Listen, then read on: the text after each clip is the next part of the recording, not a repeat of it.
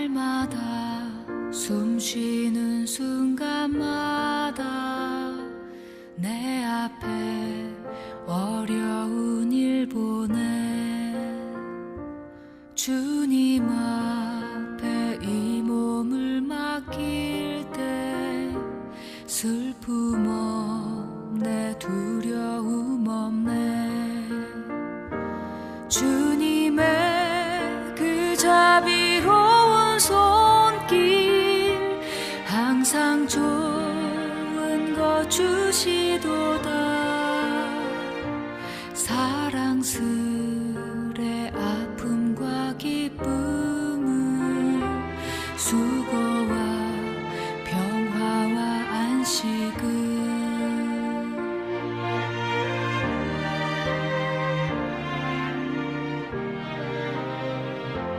날마다 주님 내 곁에 계셔 자비로 날 감싸주시네 주님 앞에 이 몸을 맡길 때 힘주시네 위로함 주네 어린 나를 품에 안으시사 항상 평안함 주시도다 내가 살아 숨을 쉬는 동안 살피신다 약속하셨네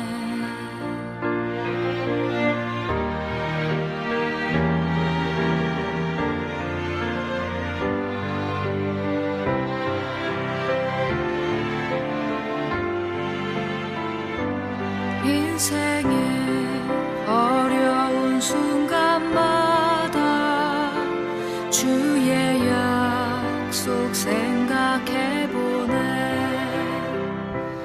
내 맘속에 믿음 잃지 않고 말씀 속에 위로를 얻네 주님의 도우심 바라보며 모든 어려움 이기도다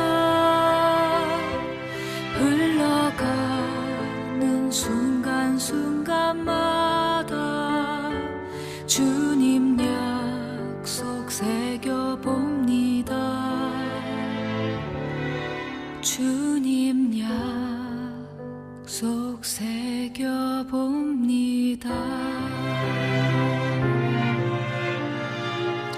사랑하는 성도 여러분, 오늘도 또 주 안에서 또 여러분들의 삶 속에 또 하나님이 주시는 그러한 새로운 은혜가 넘치시기를 바랍니다. 노벨 경제학상을 받은 폴 크루그먼 뉴욕 시립대 교수가 이번 코로나19 사태에 대해서 지난 5월 달에 인터뷰한 그런 내용의 기사를 제가 봤습니다. 그러니까 이번 코로나19를 이 정부가 잘 대응하지 못했다라고 그분이 글을 썼는데요.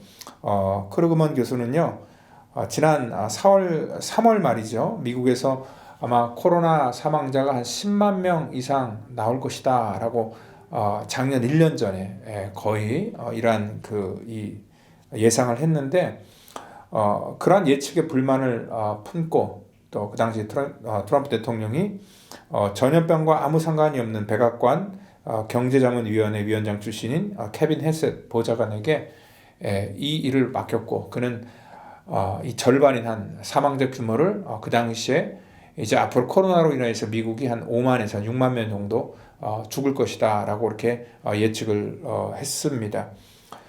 그래서 그 크루그먼 교수는요, 뭐 대통령과 또 그 보좌관들에게 쓴소리를 그 당시에 했었는데 전문가들의 의견을 무시하고 정말 이 무능한 충성파를 선호하는 이 정권은 오래가지 못한다라는 그런 얘기를 했습니다. 여러분들 만약에 그 당시에 이 전문가들의 조언을 들었다면은 지금처럼 이렇게 확산이 심각해지지는 않았을 것이다 라고 이렇게 생각을 합니다. 지금 현재 사망자 수가 41만 3천 명 이상이다 라고 이렇게 보고를 하는 것을 보면서 어떻게 보면 자기 오류를 인정하지 않는 그런 자아도취형 그런 그 성격은 결국 어떠한 발전이 없다 얘기를 합니다. 그러니까 이 발전이라는 것은 사실 듣기 싫은 그러한 이 소리지만 그러한 것들을 수용하고 받아들이면서 자기 삶 속에 어떠한 이 변화와 또 이런 반성이 있을 때 우리 삶 속에 이렇게 발전이 생긴다라고 얘기를 하고 있습니다. 이 땅 가운데 이러한 사회적인 문제뿐만 아니라 우리의 영적인 문제, 신앙적인 문제도 마찬가지라고 생각을 합니다. 자기는 괜찮다라고 이렇게 생각하는 것이 아니라 항상 우리의 연약함을 하나님 앞에 이렇게 아랠 수 있는, 그리고 나의 허물과 나의 연약함을 인정하고 또 그것들을 고백할 수 있을 때 비로소 우리 삶 속에도 이러한 발전이 생긴다는 것들을 우리는 명심해야 될 것 같습니다. 그래서 오늘 그런 차원에서 같이 말씀을 나누겠습니다.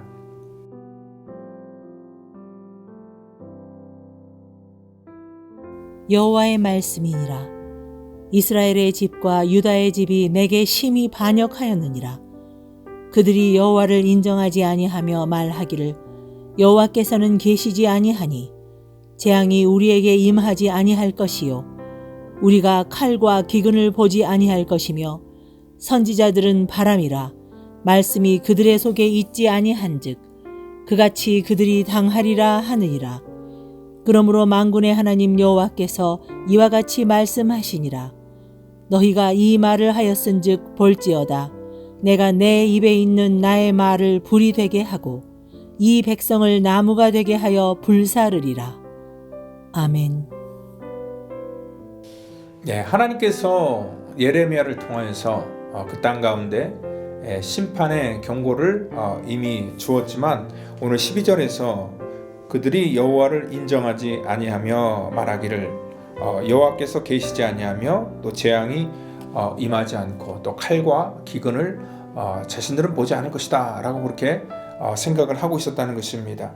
그러니까 이 사람들이 하나님을 믿지 않았다 그런 뉘앙스가 아니라 그들의 그 의미 속에 뭐냐면요, 하나님을 믿지만 자기가 믿는 하나님은 자기들의 삶 속에 항상 좋은 것을 주시고 또 자기들을 보호하시고 또 항상 자기들이 원하는 그러한 조건들을 이루어 주시는 하나님이라고 생각했지, 결코 자신들에게 어떤 칼과 기근을 통하여서 자기들을 심판하는 하나님은 아니었다라고 이렇게 스스로 자기가 믿고 싶은 대로 믿었습니다. 그리고 그런 하나님은 없다라고 스스로 부인하고 거부하고 있다는 것입니다.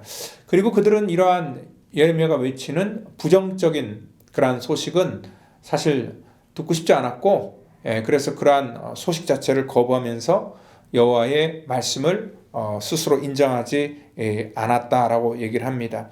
이것은 우리들도 마찬가지입니다. 누가 이 땅 가운데 여러분들의 신앙에 대해서 이래라 저래라 라고 말하면은 아마 듣기 싫은 소리를 할 때는 여러분들이 그 사람의 말을 듣기도 싫고 또한 그 사람이 말하는 것들이 하나님의 소리다라고 이렇게 인정하기도 아마 싫을 것입니다. 왜냐하면 우리 인간들은 뭐 그때나 지금이나 기본적인 갖고 있는 성품이 비슷하기 때문에 그렇다라고 생각할 수 있습니다. 사실 사는 것도 참 힘들고 복잡한데 누군가 와서 자기들의 삶 속에 그렇게 듣기 싫은 소리를 통하여서 태클을 걸 때 그것들을 수용하고 받아들이면서 내가 잘못된 길을 가고 있구나, 내가 돌이켜야지라고 마음을 먹는 사람들은 많지 않다는 것입니다. 13절에 선지자들은 바람이라 말씀이 그들 속에 있지 않았다. 그러니까 이 선지자들이 하는 그러한 모든 소리가 정말 바람처럼 들렸고, 그래서 옳지 않았다라고 하나님의 말씀을 전하는 선지자의 말을 묵살하는 그들의 이런 이 선택을 통하여서 결국 그들은요, 정말 이 사실을 자기네들이 가린다고 이 사실, 이 진실이 가려지지 않는 것처럼 오늘 그들의 삶 속에 자기네들이 부인하고 인정하지 않는다고 해서 이 심판이 미뤄지지 않는다는 것을 그들은 곧 깨닫게 될 것입니다. 일본이요, 위안부 문제를 덮으려는 그런 이유를 아베 정권이 전에 어떻게 말했냐면요, 일본의 미래 세대에게 장애를 남기는 것이 있어서는 안 된다라는 그런 논리 때문에 계속 있는 사실을 그들은 어떻게든지 간에 부인을 해서 이 사건을 무마시키려 그들은 이러한 작전을 펼쳤다는 것입니다. 그러니까 아베는요, 일본의 미래 세대가 이러한 책임감에서 벗어날 수 있도록 하는 것이 자신의 의무다라고 이렇게 생각했기 때문에 이 과거에 자기들의 조상이 저지른 그러한 죄악에 대해서 인정하지 않고 그것들을 덮으려 했다라고 이렇게 했는데, 이러한 사건을 통하여서 뭐라고 얘기를 하냐면, 잘못을 인정하지 않고 반성하지 않은 뻔뻔한 국가라는 오명을 남기는 것이 오히려 그들 미래 세대에게 아마 더 큰 해를 물려주는 것이다 라고 그렇게 그 아베 정권의 그러한 이 말을 오히려 이렇게 평가하는 것을 볼 수 있습니다. 우리는요, 사실 우리의 어떤 그 죄악과 또 우리의 연약한 것들을 자꾸 이렇게 포장지로 이렇게 덮으려고 하는데, 아무리 좋은 포장지로 덮어서 어느 정도 이렇게 감출 수는 있지만 그 안에 있는 내용물이 아무리 좋은 포장지로 덮는다고 해서 바뀌어지는 것이 절대 아니라는 것을 우리는 알 수 있습니다. 그러니까 하나님 앞에 우리의 연약함을 인정하고 또 그 인정함을 그대로 오픈할 때 비로소 우리 삶 속에 이러한 치유와 회복이 시작되는 것이지, 우리가 듣기 싫고 또 원치 않는다고 해서 그것들을 거부한다고 그 문제가 해결되는 것은 절대 아니라는 것입니다. 오늘 이 자신의 죄를 덮으려고 은폐하는 자들에게 하나님께서는 오늘 이 14절에서 무슨 말씀을 하고 있냐면, 너희가 이렇게 말하였기에 보라, 이 백성을 나무가 되게 하여 불사르리라 얘기를 하고 있습니다. 그러니까 하나님의 말씀은요, 항상 양면성이 있죠.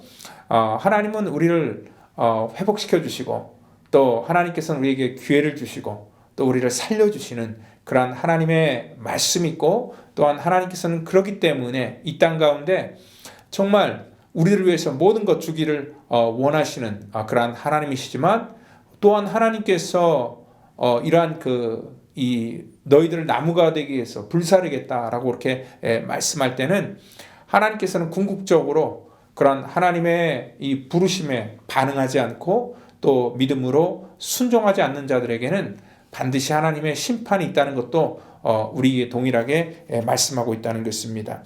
오늘 내 잘못과 내 실수를 인정하는 것이 참 어떻게 보면 자존심도 상하고 또 그러한 것들이 자기 삶 속에 정말 힘들고 어려운 그러한 결단일지 모르겠지만, 이 발전이라는 것은 뭐냐면 자기의 연약함, 자기의 그러한 허물들, 이런 것들을 우리가 인정하는 그 순간부터 우리 삶 속에 이 발전이 시작되게 된다는 것입니다. 나의 실수를 인정하는 것이 정말 부끄러운 것이 아니라, 내가 실수했음에도 불구하고 그것들을 인정하지 않는 것 자체가 부끄러운 것이라는 것입니다. 우리는 살다 보면은 누구나가 다 죄로 인하여서 넘어질 수 있고 또 실수할 수 있고, 그래서 또 우리는 항상 이렇게 불완전한 상태로 우리의 믿음 생활을 할 수 있습니다. 그렇지만 그렇다고 할지라도 우리가 하나님 앞에 온전하게 우리의 삶을 오픈하고 돌아오는 그 순간부터 저와 여러분들에게는 또 다른 새로운 기회가 주어지게 된다는 것을 여러분들 믿으시고, 비로소 그때부터 우리의 믿음이 다시 세워지는 것이고, 또 그러한 사람들이 성숙한 사람이라는 것을 여러분들 믿으시면서 정말 오늘 하루를 살아가고 또 앞으로 우리의 인생을 살아갈 때 늘 하나님 앞에 우리의 모습 그대로를 오픈할 수 있는 그러한 성도 되기를 예수 이름으로 축원드립니다. 기도하겠습니다. 하나님 감사합니다. 이 땅 가운데 아버지 하나님, 내가 듣기를 원하고 보기를 원하는 것만 우리가 선택적으로 가려서 아버지 우리가 취하는 것이 아니라, 정말 하나님께서 우리에게 들려주는 그러한 소리를 똑바로 들을 수 있도록 하나님 우리의 믿음의 수준을 높여주시기를 원합니다. 늘 아버지 하나님, 우리의 연약함을 온전하게 고백하고 또 하나님의 도우심을 온전히 받아들이는 그러한 순수한 주의 백성 될 수 있도록 우리를 축복해 주시기를 간절히 바라고 나오며 사랑이 많으신 예수 그리스도의 이름으로 감사하며 기도하옵나이다. 아멘.